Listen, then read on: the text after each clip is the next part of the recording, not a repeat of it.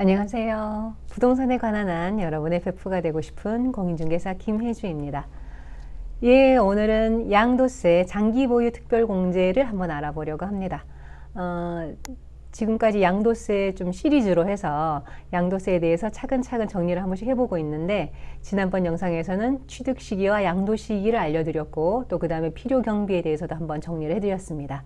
오늘은 다음번 차례로 장기 보유 특별 공제에 대해서 한번 정리를 해보겠습니다. 저랑 같이 보실게요.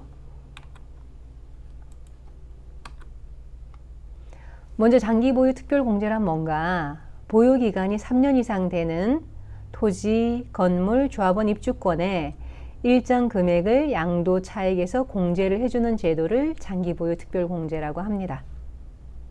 그러니까 일정 그 공제율을 곱해가지고 그 금액을 양도 차익에서 공제를 해주면 양도 차익이 줄겠죠. 그럼 당연히 세금이 줄겠죠.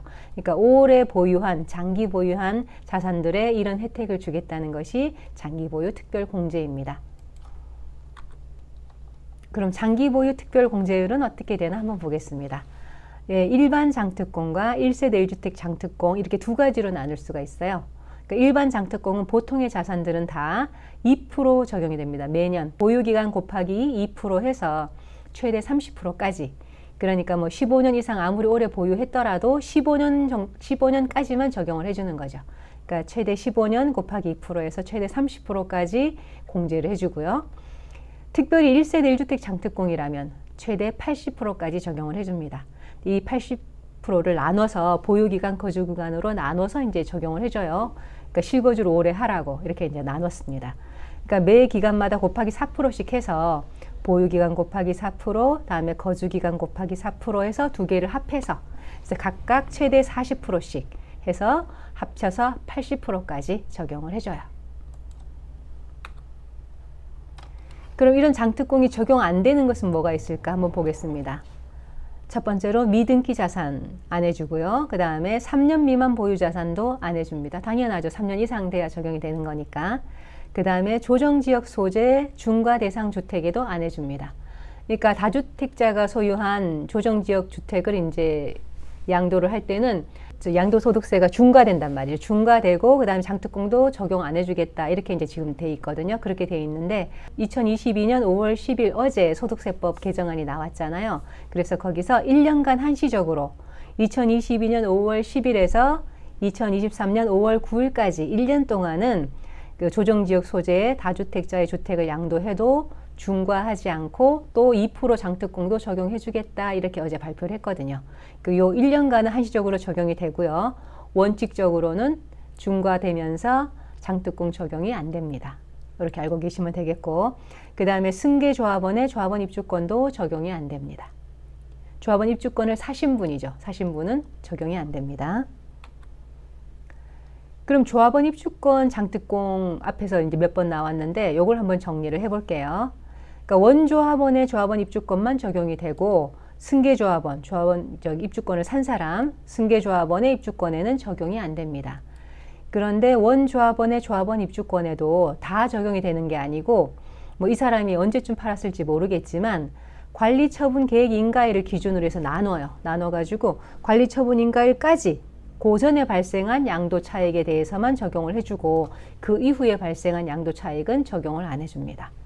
그러니까 왜 그런가 하면 원래 이게 관리처분 계획 인가일 전에는 주택이었고 관리처분 인가가 나면서 이제 입주권으로 바뀌는 거거든요. 입주권은 권리잖아요. 그러니까 주택인 상태에서 발생한 그 양도 차익에 대해서만 장기 보유 특별 공제를 해주겠다 이런 뜻입니다. 그러니까 관리처분 계획 인가일 기준으로 그 전까지만 적용을 해줍니다. 그럼 1세대 1주택 장특공에 대해서 자세하게 한번 알아볼게요. 그러니까 3년 이상 보유는 기본 조건이고 여기서 2년 이상 거주 조건이 들어갑니다. 그러니까 1세대 1주택이면서 2년 이상 거주를 했었어야 되는 거예요. 그런 주택이면 1세대 1주택 장특공을 적용하겠다. 보유기간 곱하기 4%, 거주기간 곱하기 4%에서 더해서 이렇게 적용을 해주겠다. 한번 계산 예시를 보면요. 12년 보유하고 2년 거주한 주택이라면 장특공제율이 얼마가 될까요? 보유기간이 12년이잖아요. 12년이지만 최대 10년까지만 해주거든요. 이거는. 그러니까 보유기간 10년 곱하기 4%에서 40%.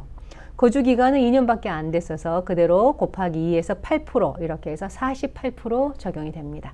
12년 보유했다고 해서 곱하기 12를 해주진 않아요. 최대한 10년, 10년 이렇게 적용을 해줍니다. 그럼 실제로 양도세를 간단 계산 한번 해보면서 이제 장특공이 어디쯤에서 어떤 역할을 하는지 한번 보겠습니다. 취득가액이 5억이고요. 양도가액이 9억 5천이고 거기다 이제 필요경비가 5천이었어요. 그러면 양도 차액이 4억이 나오겠죠. 4억이 나올 때 여기서 이제 장특공을 이제 공제를 해주는 거예요. 이 주택은 이제 일반 주택이라서 1세대 1주택 비과세가 아니고 일반 이제 장특공을 적용받는 주택이고 10년 보유했다고 하면 그러면 2%씩 10년에서 20%가 되겠죠. 장특 공제율이. 그러면 4억 곱하기 20% 하면 8천만 원이 나오고 요 8천만 원을 여기서 이제 공제를 해주는 거예요.